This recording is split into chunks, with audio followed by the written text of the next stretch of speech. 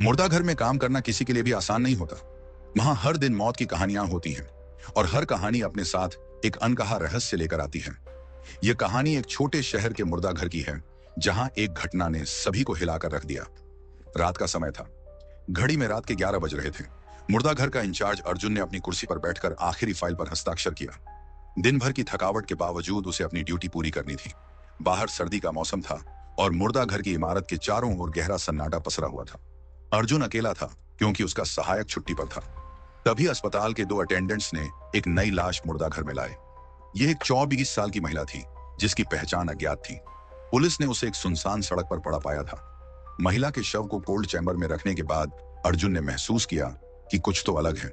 महिला का चेहरा अजीब तरह से शांत था, लेकिन उसकी आंखें खुली हुई थी।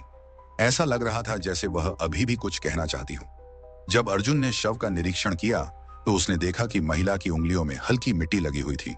यह बात उन्हें अजीब लगी क्योंकि पुलिस ने बताया था कि शव एक साफ सड़क पर मिला था। रात के करीब 1 बजे अर्जुन अपने ऑफिस में बैठा फाइलें चेक कर रहा था। तभी उसने हल्की सरसराहट की आवाज सुनी। उसे लगा कि हवा का शोर है, लेकिन तभी एक धीमी सी हंसी सुनाई दी। अर्जुन ने तुरंत कमरे से बाहर आकर देखा, लेकिन वहां कोई नहीं था। जब वह वापस ऑफिस में जाने लगा तो उसे कोल्ड चैम्बर का दरवाजा हल्का सा खुला हुआ दिखा। उसने पास जाकर दरवाजा बंद किया और ताला लगा दिया, लेकिन उसके मन में बेचैनी बढ़ने लगी। रात के 3 बजे अर्जुन को फिर से आवाजें सुनाई देने लगी। इस बार यह आवाजें साफ थीं। ऐसा लग रहा था जैसे कोई महिला गुनगुना रही हो। अर्जुन ने अपनी हिम्मत जुटाई और कोल्ड चैम्बर का दरवाजा खोला।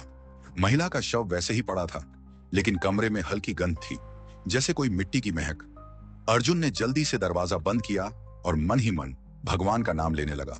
सुबह के करीब 4 बजे अर्जुन ने देखा कि मुर्दा घर की लाइट्स अचानक बंद हो गईं। पूरा कमरा अंधेरे में डूब गया। तभी उसे अपने पीछे किसी के चलने की आवाज सुनाई दी। जब उसने पलटकर देखा तो महिला का वही शव उसके ठीक पीछे खड़ा था। महिला की आंखें अर्जुन को घूर रही थीं और उसके होंठ हिल रहे थे, जैसे वह कुछ कहना चाहती हो। अर्जुन घबराकर पीछे हटने लगा। तभी महिला ने धीमी आवाज में कहा, मुझे घर जाना है, मुझे घर जाने दो।